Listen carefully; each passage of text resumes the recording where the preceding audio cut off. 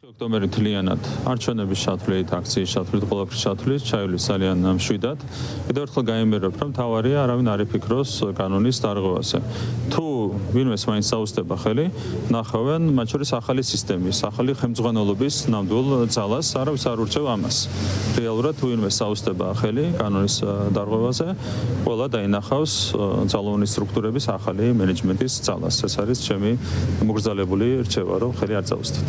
ბუნებრივია, საქართველოს არის დემოკრატია, ყველა შეუძლია შეიგრებას, თუმცა ყველა შეუძლია შეიგრებას კანონის ფარგლებში.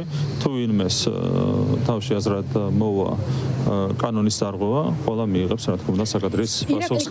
რეალურად ეს ყველაფერი არის დაფინანსებული უცხოური სპეცსამსახურების მიერ, როგორც ეს მოხდა იგივე მაიდანის შემთხვევაში. თქვენ გახსოვთ, ხო, სპეცსამსახურები აფინანსებდნენ მაიდანს და მე რით გაგრძელდა ეს ყველაფერი უკრაინისთვის, ხო, დღეს უკრაინის სახელმწიფო არის ჩამოქცეული და ორი ომი გადაიტანა მას შემდეგ, სწორედ უცხოური სპეცსამსახურების მიერ დაფინანსებული რევოლუციის შემდეგ უკრაინა. რა თქმა უნდა, ჩვენ ვერ დავუშვებთ ამ სცენარის განხორციელებას, საქართველოში ამ სცენარის განხორციელების არავითარი რესურსი არ არსებობს. ამიტომ ძალიან მნიშვნელოვანია, რომ ჩვენ ვამხილოთ ყველა ასეთი დაფინანსების ფაქტი, ყველა ასეთი გარე ჩარევის ფაქტი. კიდევ ერთხელ გავიმეორებ, რომ უცხოური აგენტურის მიერ რევოლუცია ვერ მოხდება ბუნებრივია საქართველოში. ამას ჩვენ არ დავუშვებთ, ამისათვის გვაქვს ყველანაირი რესურსი.